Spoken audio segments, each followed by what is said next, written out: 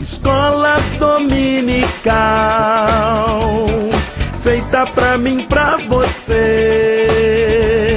Espaço pra crescer e a Bíblia conhecer, sempre junto com você. Escola dominical, feita pra mim, pra você. Espaço pra crescer e a Bíblia conhecer, sempre junto com você. Graça e paz a todos que nos acompanham aqui no canal Palavra Viva e Fiel. Vamos ao estudo da segunda lição da revista do Programa de Educação Cristã Continuada, o Livro dos Salmos. Aleluia! Louvai ao Senhor! A nossa lição número 2 tem como assunto Salmo 23. O Senhor é o meu pastor. Texto áureo está no Salmo 23, versículo 4. Ainda que eu ande pelo vale da sombra da morte, não temerei mal nenhum, porque tu estás comigo. O teu bordão e o teu cajado me consolam. A leitura bíblica está no Salmo 23, versículos 1 a 6. A verdade prática nos ensina que quem confia em Deus não teme nem a morte. Antes de passarmos ao estudo da lição, lembre de deixar o seu curtir, o seu like aqui neste vídeo. Lembre também de compartilhar com seus amigos, parentes e irmãos em Cristo esta abençoada ministração. Dessa forma, você nos ajuda a espalhar a boa semente aos corações. Passemos então ao estudo da nossa lição. Nesta aula, temos uma das páginas mais conhecidas da Bíblia. O Salmo 23 é uma joia da literatura. Nele, Deus é representado nas figuras de um bom pastor e de um agradável anfitrião, ou seja, uma pessoa que te recebe de braços abertos, alguém acolhedor ao extremo. Deus é alguém que sabe compreender e guiar cada uma de suas ovelhas. O primeiro tópico nos fala sobre os aspectos gerais. O autor, título e data. Este é o Salmo cuja autoria praticamente todos os cristãos conhecem. No título está expresso Salmo de Davi. Porém, essa autoria é bastante perceptível no conteúdo do poema. Nem precisaria estar escrito Salmo de Davi. Davi é conhecido na Bíblia pelo seu trabalho, seu ofício como pastor de ovelhas. Sobre a data, aplica-se o mesmo que temos dito em todos os salmos davídicos. Ele foi escrito entre os anos 1000 e os anos 970 a.C. A classificação. O Salmo 23 é classificado como um salmo de devoção e confiança, no qual Davi expressa total dependência de Deus. Quantas pregações, quantos louvores, quantas ministrações não tem como base este salmo e colocam o seguidor de Deus, o fiel de Deus, como uma ovelha que depende de Deus para tudo. Quantas comparações e analogias não existem entre a ovelha e o cristão? São muitas delas. O tempo é pouco, seria pouco para falar de todas, e muitas delas se baseiam neste salmo. Este salmo não é tido como profético ou messiânico, porém, ele apresenta esta natureza, sendo o salmo que Jesus aplicou a si mesmo com ricos detalhes na parábola do bom pastor. Então, enquanto que Israel, o povo judeu, se colocava na figura de ovelha e Deus como o pastor, surge um homem, um carpinteiro de Nazaré da Galileia, dizendo, eu sou o bom pastor. A conexão da parábola do bom pastor, João 10, com o Salmo 23, é irrefutável. Imaginemos o impacto que houve quando o povo e os líderes de Israel ouviram essa pregação de Jesus. Este homem está se comparando a Deus. Este homem está dizendo que ele é o pastor do Salmo. Isto é incrível, isso é impressionante, não dá para acreditar nisso. Mas era exatamente isso que Jesus estava dizendo. Jesus também usa essa comparação na parábola da ovelha perdida. E indiretamente ele quer dizer que o povo de Israel, e por tabela todos os seres humanos sem Deus, são ovelhas perdidas, desgarradas, esperando que o bom pastor as encontre. O terceiro item nos fala que este salmo é espiritual e intimista. Neste salmo, Davi expõe e declara da melhor forma poética possível todo o amor que deve existir entre Deus e o homem. Para isto, a partir de sua rica experiência pastoril, ele se submete à condição servil de ovelha, que simplesmente se deixa conduzir pelo pastor. Considerando que o autor do Salmo é quem detém na prática o conhecimento humano da profissão pastoril, nós temos aqui um antropomorfismo da pessoa de Deus, para explicar profundamente essa relação. Enquanto o homem, o ser humano, assume o papel de ovelha, Deus encena o papel de homem, de um simples pastor. Ou seja, Deus se coloca, ele diminui de nível para se igualar ao homem. Deus, o ser que criou todas as coisas, ele se coloca na condição de um simples pastor de animais. Isso já aponta para a encarnação de Jesus. Deus se encarna, Deus se diminui para, na condição de um pastor, se apresentar aos homens. Para compor esta literatura intimista, Davi lembra o árduo trabalho de um pastor, que podia assumir a condição de milhares de animais. Era um trabalho pesado, de grande responsabilidade, que só podia ser bem cumprido mediante o amor e a cumplicidade entre pastor e ovelha, pois nos períodos de calor na Palestina, entre os meses de abril a novembro, pastores viviam com seus rebanhos ao ar livre, longe de casa, como bem declarou o pastor Jacó, esposo da pastora Raquel. Não estamos aqui falando de pastor e pastora de igreja, viu? Estamos demonstrando que tanto Jacó quanto sua esposa Raquel, eles cuidavam de animais no campo. Sim, pode parecer estranho para alguns, mas as mulheres também atuavam como pastoras de animais no Oriente Antigo. Reclamando com seu tio Labão, Jacó disse: "De maneira que eu andava, de dia consumido pelo calor, de noite pela geada, e o meu sono me fugia dos olhos." Isso durante 20 anos. Foi o tempo que ele trabalhou gratuitamente para o seu tio Labão para conquistar a mão da sua esposa Raquel.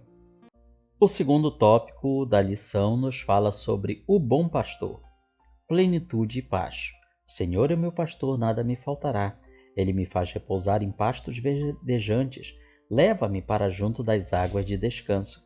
Não é difícil encontrarmos pessoas invocando a providência da parte final do versículo 1 deste salmo, ou seja, nada me faltará. Mas quando lemos esse texto com mais atenção, esse triunfo decorre de uma plena entrega do nosso caminho ao Senhor. Ou seja, nada me faltará significa nada de indispensável, cujos itens e critérios de importância Jesus deixou bem claro na oração do Pai Nosso. Esta palavra nada tem a ver com a herética teologia da prosperidade, que ensina que Deus nos dará tudo o que quisermos, independente do que seja, porque somos seus filhos. Não é isso que o Salmo 23 está querendo dizer. Veremos do início ao final deste salmo que todos os verbos relacionados ao Senhor estão na voz ativa, o que indica atitude, providência, ação. Ou seja, este salmo quer nos ensinar que Deus não está passivamente assistindo tudo acontecer, mas Ele está envolvido na nossa vida, na nossa situação. Porém, todos esses atos diretos de Deus derivam do mesmo verso primeiro, o qual é como se fosse um pilar, ou seja, um esteio, uma coluna mestra de toda essa construção literária.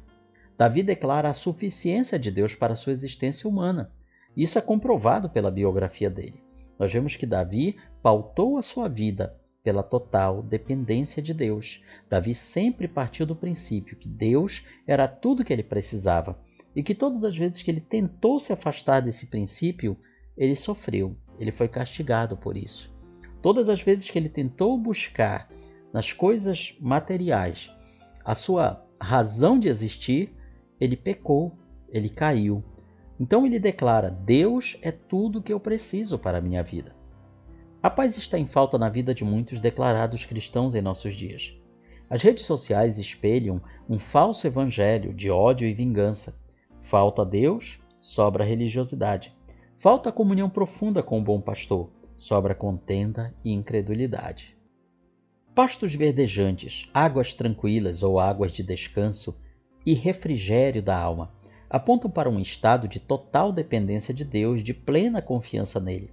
Especialistas dizem que ovelhas não se deitam facilmente se não se sentirem plenamente seguras, alimentadas, dessedentadas. O que estes termos estão querendo dizer é que somente em Deus nós encontraremos o repouso que a nossa alma vive. A nossa alma, ela vive inquieta desde o dia que nós nascemos. A nossa alma vive inquieta desde que nos entendemos por gente. Então, este salmo vem dizendo: somente em Deus você encontrará repouso. As veredas da justiça, mencionadas no versículo 3. O que são veredas? São caminhos estreitos, passagens onde a vegetação pode esconder perigos de muitas maneiras. Como uma ovelha pode confiar que está sendo conduzida com segurança e não a um tipo de emboscada? A resposta é: somente se por sua familiaridade com o bom pastor souber a quem tem confiado a sua vida. As veredas seriam aquilo que nós chamaríamos, em algumas regiões do Brasil, de picadas, caminhos abertos com facão, com terçado pelo meio do mato. Então, às vezes era necessário que o pastor levasse as suas ovelhas por caminhos tortuosos, pedregosos, caminhos que poderiam parecer amedrontadores, mas as ovelhas tinham confiança no pastor. Às vezes, Deus nos permite andar por veredas que nos deixariam preocupados, nos deixariam amedrontados. Mas como nós confiamos nele, nós não tememos o perigo. E por que veredas da justiça? O valor da justiça aparece neste momento na vida do crente. A justiça tem a ver com o fato de confiarmos que temos quem nos defenda e nos julgue retamente. Justiça significa confiar que Deus nos fará justiça. Vivemos em um mundo injusto, em que os maus prosperam e os bons sofrem. Vivemos um mundo em que as pessoas honestas, de bom coração, muitas vezes são exploradas, são espezinhadas, são humilhadas, apesar de todas as suas boas ações e atitudes. As veredas da justiça nos ensinam que, no fim de tudo, Deus fará justiça a todos os oprimidos e injustiçados. Isso tem relação direta com o nosso andar na luz e na verdade, sendo o pastor a própria luz e verdade, de modo que quem o segue não anda em trevas. Infelizmente, luz e verdade não são valores bíblicos tão enfatizados hoje em dia. Logo, não vivemos um tempo de justiça, nem mesmo entre alguns proclamados importantes servos de Deus, que mentem, dissimulam, falsificam resultados e provas. Tais homens são corruptos e corruptores, o que não deixa de ser uma profecia para os últimos dias. Porém, a perspectiva escatológica não deve servir como justificativa para quem deseja herdar o reino de Deus, onde não entrará quem tiver mãos e coração impuros, ou viver em contenda e longe da santificação. Este salmo, portanto, destaca a justiça de Deus hoje e em todos os tempos. Terceiro item: não temerei. Davi encerra a primeira parte deste salmo, do Deus Pastor, do modo mais dramático possível. Ele evoca o grande inimigo da humanidade desde a queda, a morte. O risco de uma ovelha se desgarrar e ser tragada por um predador era constante. Naqueles tempos, os ursos, chacais, hienas e lobos estavam sempre à espreita, pois eram muito numerosos. Assim como são numerosos hoje os nossos inimigos, tanto materiais quanto espirituais.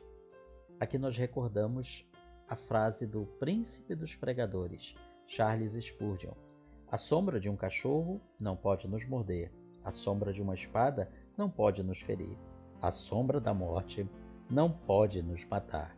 Não tenhamos medo. O medo talvez seja o grande inimigo de todos nós. Todos temos medo de alguma ou de algumas coisas. Para evitar a deserção, pastores prendiam uma das pernas da ovelha junto à cauda. Cães estavam a postos para afastar predadores. Porém, em grandes perigos, era o próprio pastor quem arriscava a vida, lutando com feras, como vemos o pastor Davi mencionando dos seus embates com leões e ursos. Jesus é o bom pastor que dá a vida pelas ovelhas. Ele tem os instrumentos da nossa defesa. Então, quando nós analisamos esse salmo, nós aprendemos que nós, por sermos ovelhas, muitas vezes não temos como nos defender sozinhos. Muitas vezes não temos como nos vingar sozinhos. Aprendemos que quem realmente pode nos defender, quem realmente pode nos vingar, é Deus, através do seu poder. Somente o amor recíproco entre o crente e seu Senhor nos dá essa segurança, tão bem expressada pelo apóstolo Paulo em Filipenses 1:21. Será que amamos ao Senhor acima de tudo e de todos? Somente o amor em Deus afasta o medo. Terceiro tópico, o pastor que honra. A honra pública. A primeira parte do verso 5 menciona um antigo costume dos reis orientais. Para declararem publicamente as alianças feitas e seus respectivos aliados, esses reis costumavam oferecer grandes banquetes públicos. A ideia era mostrar que seus convidados estavam, a partir daquela cerimônia, debaixo da guarda e proteção do rei. Dali em diante, os adversários daqueles convidados saberiam que não poderiam mais atingi-los, pois eles estavam seguros. Mas atenção, essa palavra nada tem a ver com o triunfalismo, que alguns hoje ensinam através de pregações e hinos. E que triunfalismo é esse? É aquilo que é ensinado em algumas pregações e hinos que menosprezam e zombam de quem não nos ajudou durante certas tribulações. A honra de Deus sobre as nossas vidas há de nos deixar mais humildes, quebrantados e santificados, capacitando o crente a amar até mesmo os inimigos. Observe, portanto, a ordem dos versículos do Salmo 23. Deus só se torna um anfitrião honrador, ou seja, alguém que prepara para nós a nossa mesa perante os nossos inimigos. Deus só faz isso para as ovelhas, que o têm como bondoso pastor e nele confiam. Segundo item, unção de honra. O famoso unges a minha cabeça com óleo, o meu cálice transborda. Mais uma vez, Davi recorre ao antigo costume oriental de anfitriões ungirem convidados ilustres durante um banquete. Ungir a cabeça com óleo é uma cena retratada em Lucas 7, 36 a 38. Como uma honra do pai sobre seu filho, uma mulher pecadora completou a cena daquele jantar preparado por um fariseu. Ela entrou sorrateiramente na casa e derramou um caríssimo óleo perfumado sobre o convidado, no caso Jesus. Naquela ocasião, a casa se encheu de perfume, que se espalhava, de sorte que todos que ali passavam sabiam que naquele lugar havia uma pessoa muito ilustre. O óleo aqui citado não é o mesmo óleo cerimonial usado para ungir reis e sacerdotes, mas sim o óleo aromático dos festejos, no qual se destinava a honrar convidados ilustres. A referência do salmista procura mostrar o quanto serão honrados aqueles que colocam toda a sua vida nas mãos de Deus, o nosso supremo anfitrião. Com estes, o Senhor celebrará a aliança e não os deixará perecer. Tantas provisões abundantes de proteção e segurança também estão representadas pelo cálice transbordante. A bondade e a misericórdia. Salmo 23, versículo 6. No último versículo, Davi nos lembra os dois valores distintos que justificam e explicam toda a beleza e profundidade do Salmo 23, o Salmo do pastor e do anfitrião. Habitarei na casa do Senhor para todo sempre. Isso quer dizer que nós somos dele eternamente, aqui e no além, nesta vida e na eternidade. Davi, então, ele proclama a todos: eu sou de Deus, agora e na eternidade. Será que nós podemos dizer o mesmo também? Será que nós podemos destacar a bondade e a misericórdia de Deus, que nos acompanham todos os momentos da nossa vida, mesmo quando nós não reconhecemos?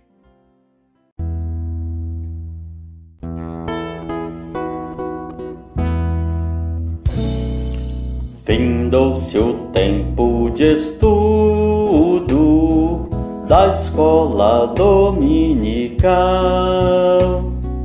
Boa lição aprendemos do nosso Pai Celestial. Despede-nos, Jesus Cristo, em tua paz e amor, e nos concede para sempre o teu celeste favor. Aos visitantes e amigos agradecemos também. Que a paz de Deus reine em todos e E até domingo que vem. E até domingo que vem. E até domingo que vem.